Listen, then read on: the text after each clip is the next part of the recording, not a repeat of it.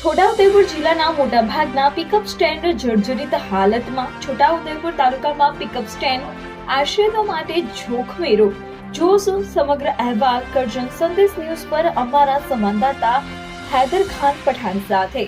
છોટાઉદેપુર નગરમાં વર્ષો અગાઉ સરકારની વિવિધ યોજનાઓમાંથી જાહેર માર્ગો ઉપર આશ્રય સ્થાન માટે બનાવવામાં આવેલા પિકઅપ સ્ટેન્ડ હાલ જીવનું જોખમ બની ઉભા હોય તેમ જણાઈ રહ્યું છે. તેમ છતાં તંત્રને ધ્યાને આવતું નથી.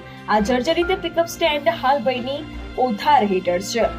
રાહદારીઓ અને મુસાફરો આશ્રય માટે જર્જરિત થયેલા તમામ બસ સ્ટેન્ડ તોડી નવા સ્ટેન્ડ બનાવવામાં આવે એવી સ્થાનિકો અને જાહેર જનતામાં માંગ ઉઠી છે.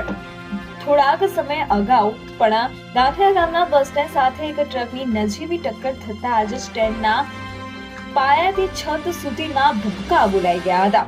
જો કે સદનસીબે કોઈ પણ રાહદારીને ત્યાં બેસેલ ન હોય ત્યાં મોટી જાનહાનિ ટળી હતી. સરકારની વિવિધ યોજનાઓ હેઠળ ગ્રામ્ય વિસ્તારને જોડતા મુખ્ય માર્ગો પર વર્ષો અગાઉ બસ સ્ટેન્ડ પાસે મુસાફરો અને રાહદારીઓ આશ્રય મેળવી શકે એવી બેઠક વ્યવસ્થા ઊભી કરવામાં આવી હતી. આ સ્થળને બસ સ્ટેન્ડ તરીકે પણ ઓળખવામાં આવી રહ્યા છે. સરકાર દ્વારા શુભ આશયથી રોજિંદા અપડાઉન કરતા મુસાફરો ખાસ ઉપયોગ કરે છે.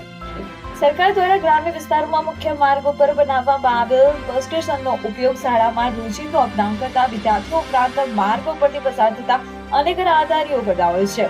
તો હવે જોઈ રહ્યું કે સંલગ્ન જવાબદારો દોડધામ કરી જાગૃત અવસ્થામાં આવી પૂર્વે આ જર્જરિત એસટી બસ સ્ટેન્ડનું નવીનીકરણ કરશે ખરા? રિપોર્ટર જિગ્નેશ દરજી, છોટાઉદેપુર.